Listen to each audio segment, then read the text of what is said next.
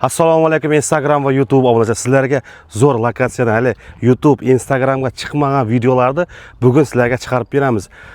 Manzilimiz muzeyning ichidan zo'r lokatsiyalardan biri. Gazi, sveti, bu yerda Wi-Fi to'qlardan ketibdi. Boshqa yerda to'qlar tortilmay shundan kirib ketgan odamlar bor. Lekin ular to'qlarni, Wi-Fi'larni torttirib ishlab qo'yibdi.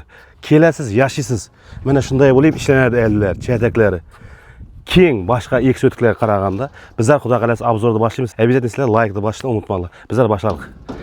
Akmal do'stim, Moskvadagi, Qirg'iziston, Qozog'iston, butun Yevropa bo'yicha videomiz sizlar shular uchun boshlik. Barchaga assalomu alaykum. Chiroyli, akkuratniy, zo'r lokatsiyadan, eng yaxshi joylardan sizlarga ko'rsatishda davom etamiz. Muzeyning orqasida, sanatoriyaning ichidagi salinadigan eksotiklik joylarimiz tamiz. Bu yerda 10 dona joy salinib turibdi.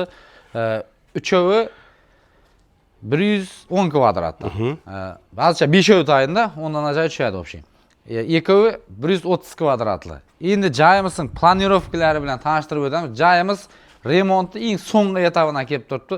95% bitgan laminat poli bilan fasad ishlarini yakunlasa, xudo xolasa topshiriladi. Kirishimiz ana shunda Tashkentskiy pasom.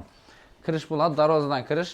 Bir mashina qo'yg'iday mestisi bor, zeleniy zonalari, bir narsasi bor. Mana yerdan chertak ketadi. Qanday bo'lay? Ha, ana shunda bu chertaklar qo'yiladi. Endi uyning ichlari bilan tanishtiramiz. Eshiklar yaxshisidan, qimmatli zavodskoydan qo'yilgan. Montajlar, yevro montajlari qilingan, o'sha divorlar, rasvetkalar berilgan. Kirishimiz ana shunda hol bo'ladi. Bu yerda TV zonalari, уголок zona bilan bu yoqda televizorlarni asib, bir hol o'tiradigan общий komnata.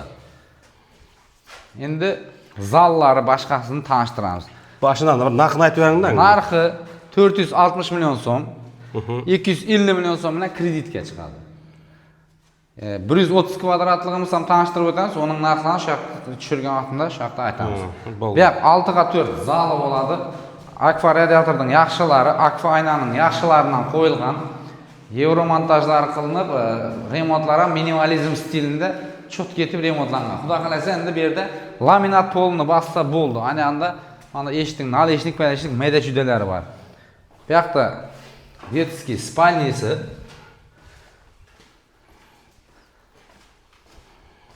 Bu yoqda родительский spalni. Bu yerda ham polni remontlari bitib, laminatni qarab turibdi polni.